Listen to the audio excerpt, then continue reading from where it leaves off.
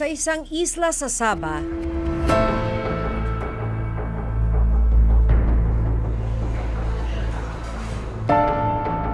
sex slave kung ituring ang ilang Pilipino. Pagdating ng mga biktima dito sa Labuan, kinukuha agad yung kanilang passport. Sasabihan sila na meron na silang utang. Pinangakuan sila ng legal na trabaho, pero pagdating doon, sila'y ikinakandado. Ibinebenta ang katawan at paulit-ulit na inaabuso. Sabi ng boss, kailangan daw po namin magpalabas po sa customer. Ano ibig sabihin ng magpalabas? Tapos yung customer gagamitin ka. Papasok po sa isang hotel. Makatakas pa kaya sila sa kalbaryong kinasadlakan?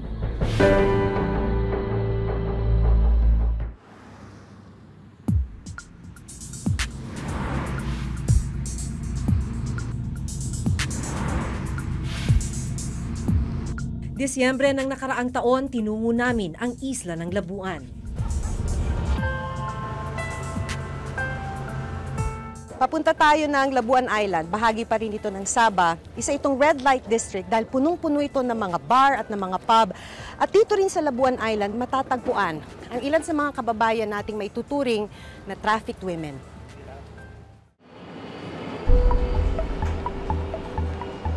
Mula Kota Kinabalu, kailangang sumakay ng isang ferry papunta sa isla. Isa sa dinarayo dito ay yung kanilang entertainment na buhay pagsapit ng gabi.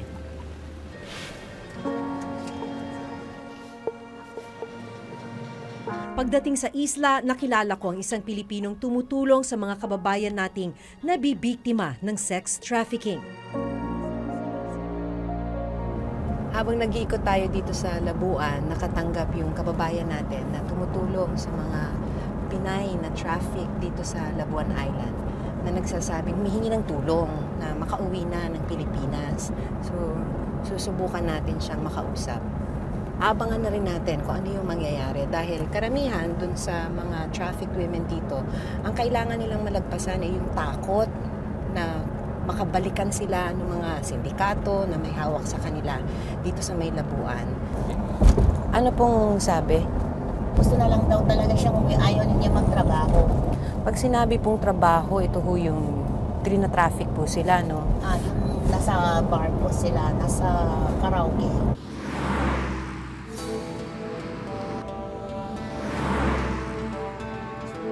Sa patuloy naming pag-iikot, nadaanan namin ang mga bar na sinasabi ni Mercy. Tinuturo sa atin yung mga tinatawag nilang mga club kung saan marami raw na mga trafficked women katulad nitong kung saan tayo nakahinto ngayon. So yung mga trafficked women daw sa araw ay ikinukulong sa ibang mga bahay, hindi lang natin alam kung saan. Pero pagpatak na ng gabi, kunyari alas 8, alas 9, alas 9:30, yan dinadala na daw sila dun sa mga bars para ibenta sa mga customers.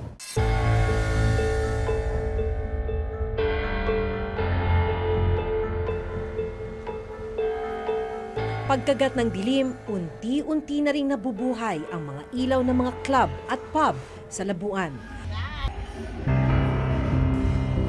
Isang asset ang sinubukang pumasok sa isa sa mga bar.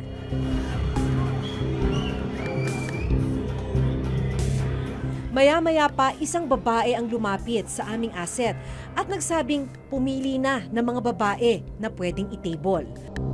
Pinatayo niya ang nasa mahigit 10 babae. Lahat daw mga Pilipina. Ang pinakabata sa kanila, 19 na taong gulang. Kalimitan po, pumupunta po sila dito. Akala nila ibang trabaho? Yes po, ang sabi ng daw, isang trabahong maganda, receptionist ng hotel, isang waitress. Pagdating dito, ganon. Kinukuha na ho yung passport nila. Opo, sa kinukuha na daw passport nila yan lahat. Pagdating ng mga biktima dito sa Labuan, kinukuha agad yung kanilang passport. Sasabihan sila na meron na silang utang. Ang pinakamababang utang ay 6,500 ringgit. Katumbas ito ng around 80,000 pesos. At para mabayaran yung utang na yon, kailangan daw nilang magpa-booking. Pero bukod sa halos araw-araw na pagbebenta sa kanila, posible rin silang mahuli ng Malaysian authorities dahil sa kawalan nila ng dokumento para makapagtrabaho rito sa Sabah. Ganito ang nangyari kina Chona, Loida at Gemma nito lamang nakaraang Nobyembre. Ano nangyari nung day? Inanapan po kami ng passport. Tapos yung iba po kasi, yung ibang mga bag, wala pong passport, wala ang ka-documents pumunta dito. Tapos pinagsasampal-sampal nila sa amin yung mga passport. Pagdating sa kulungan, dito na raw mas naging impyerno ang kanilang mga buhay. Akala nyo, yung raid, baka maliligtas na kayo. Opo. Ang akala namin, iuwi na kami. Yung pag-raid nila sa amin, kinulong po kami na dahil pa naming kriminal. Mas malala pa yung dinanas namin sa kulungan kaysa dinanas namin dito sa quarters namin. Parang doble yung dinanas namin doon. Pansamantalang nakalaya ang tatlo matapos silang tulungan ng ilang kaibigan na makapagbayad ng piyansa. Nagbayad ng abogado 3,000 RM, tapos deposit sa'yo 3,000 RM, so 6,000 yun. Pero mag-a-attend pa po ako ng hearing. May chance pa daw po na makulong po ako.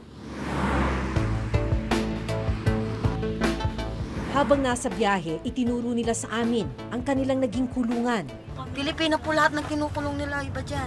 Diyan? Opo. Sa police station na yan? Meron po nakakulong dyan, bago nila dadala sa Lumamera.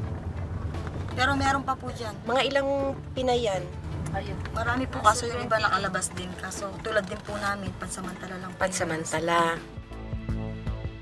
Gaya ng ibang biktima, pinangakuan din sina Chona ng magandang trabaho bago pumunta rito sa Sabah.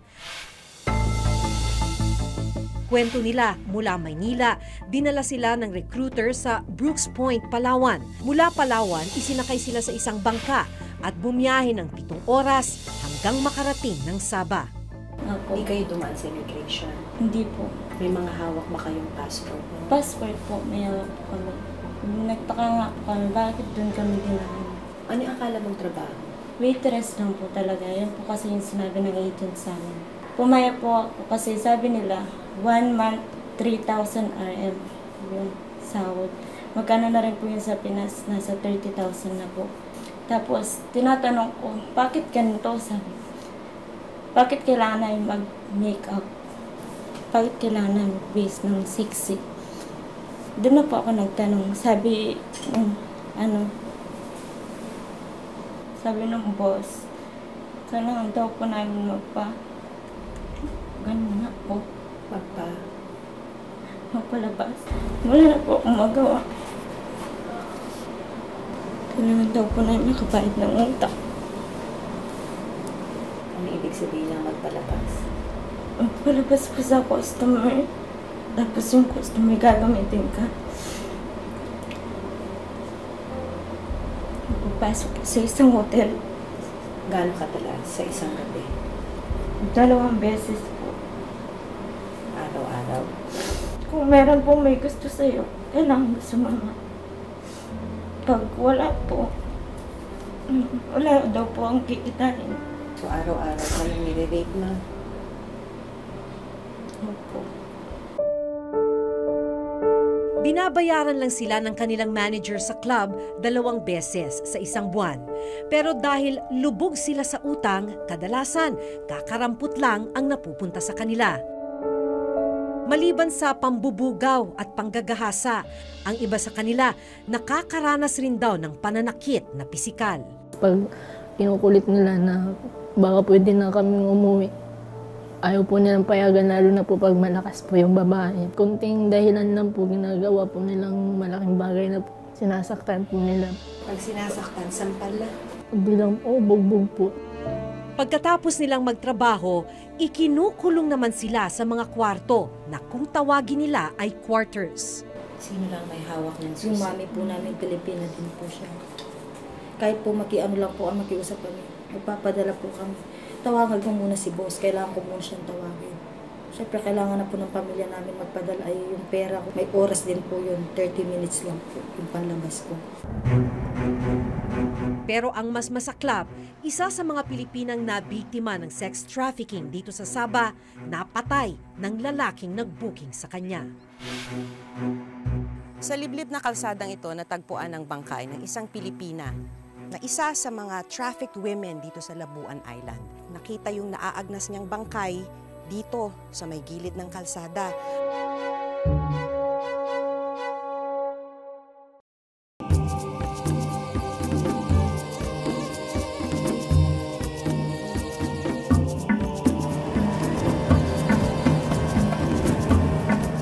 Ayon sa isang biktima na nakausap natin, mula sa Palawan ay pinasakay sila ng isang bangka. 11 babae sila noon. 9 na oras silang nasa laot hanggang makarating sila ng Sandakan sa Sabah.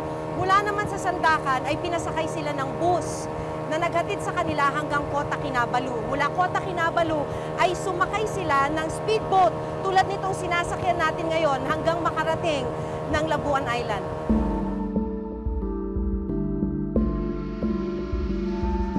Walang kamalay-malay ang grupo ni Nachona na sa pagdating sa Sabah, isasabak sila sa bentahan ng laman. Hindi alam ng mga pamilya nila sa Pilipinas na nabiktima sila ng sex trafficking. Alam ba namin, pamilya mo, kung ano nangyayari sa'yo? Hindi po. Anong alam nila? Ang alam nila, nagtrabaho po ako waitress. Pero hindi nila alam na nabiktima po ako ng agent ko po. Kasi hindi ko po masabi-sabi sa papa ko. Ayoko po kasing mag-alala yung papa ko kasi may sakit din sa puso yung papa ko. Baka hindi na kayanin. Tapos nagtaka sila na hindi nila ako makontak sa loob ng 2 linggo. Sabi ko lang po nagka-problema yung cellphone ko, wala pa akong pambili. Dahil iniiwasan ko po may mangyari din sa papa ko. Kasi ako lang din po yung inaasahan sa amin.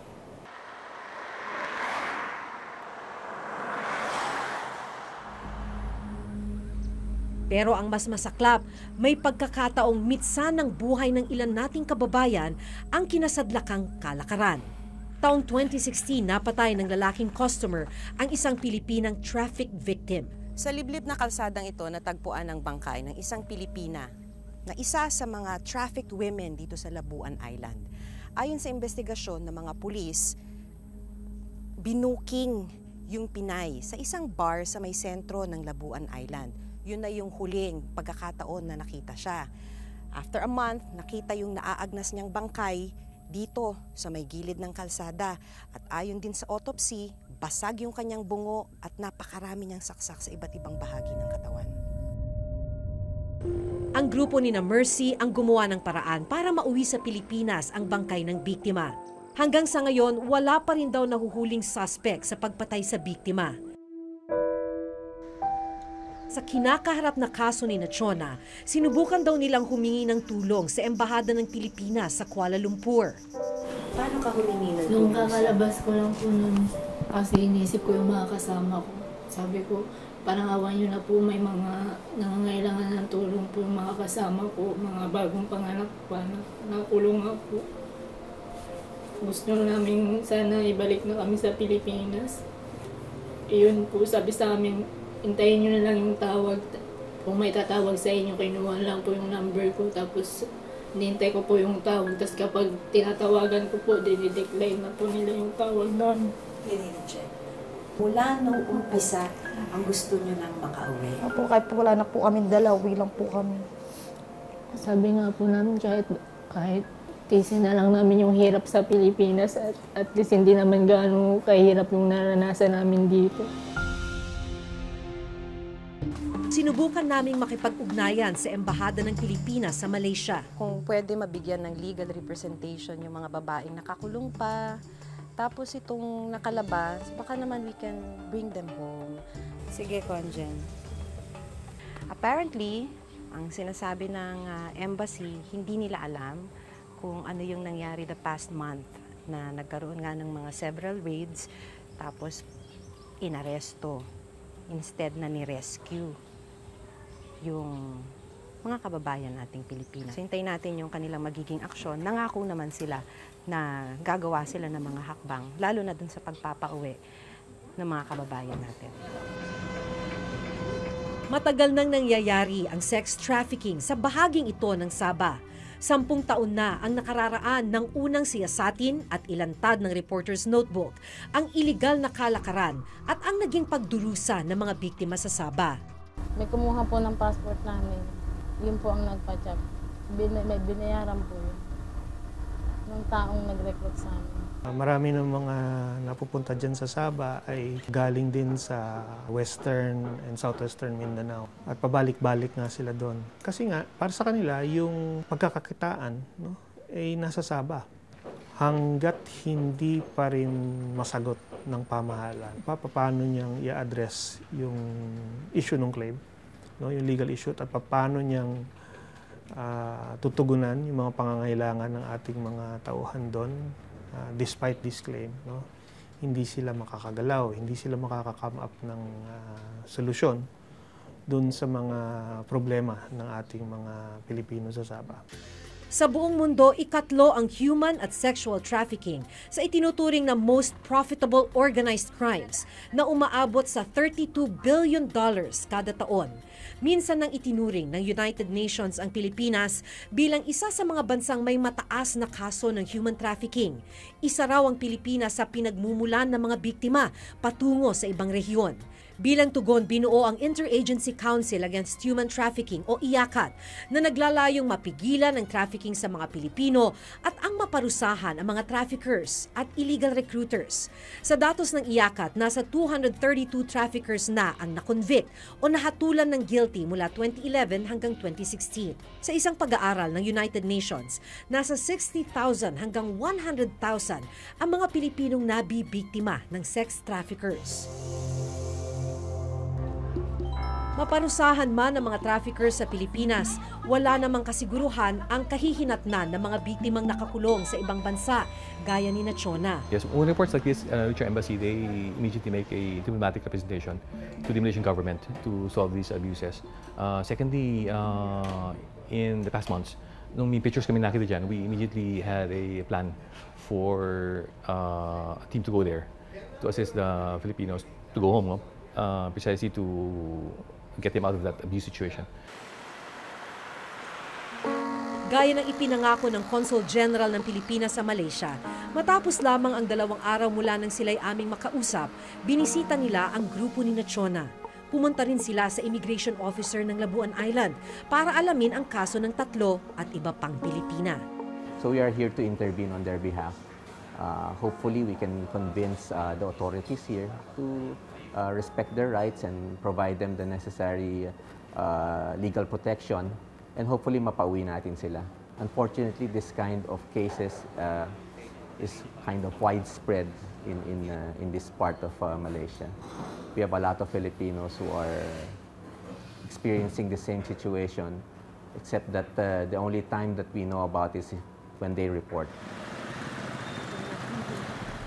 Panahon na raw para magkaroon ng permanenteng kinatawan ng Embahada ng Pilipinas dito sa Sabah para may matakbuhan ang mga nabibiktimang Pilipino. Sana bigyan tugon ito ng ating pamahalaan para naman hindi mahirapan yung ating kababayan dito. Diyan sa mga dokumento kailangan sa mga problema, sa mga basic need na kailangan ng ating kababayan dito. The Department of Foreign Affairs is always on top of the situation. Long term, we hope that we will be able to make our trips more frequent and longer so that ma-engage natin sila fully and yung kanilang lahat ng kanilang karapatan ay maprotektahan. Kailangan rin daw magkaroon ng mahigpit na pagbabantay sa mga pantalan, airport at maging sa mga tinatawag na backdoor para mapigilan ang pagpuslit sa mga Pilipino. Matapos ang unang hearing sa Sabah, nagpasya ang korte na muling ikulong sina Chona, Loida at Gemma habang patuloy na dinidinig ang kanilang kaso. Umaasa silang sa tulong ng DFA at Embahada ng bansa, agad na silang makakalaya at makakauwi ng Pilipinas para muling makapagsimula. Gusto naman po namin umuwi, hindi naman makakauwi. So ganito na lang po siguro, hintayin na lang namin hanggang kailan kami papauwiin. We are sending funds there to hire lawyers to defend them as part of our advocacy. So yung case natin will have to continue with our defense of these 3 victims.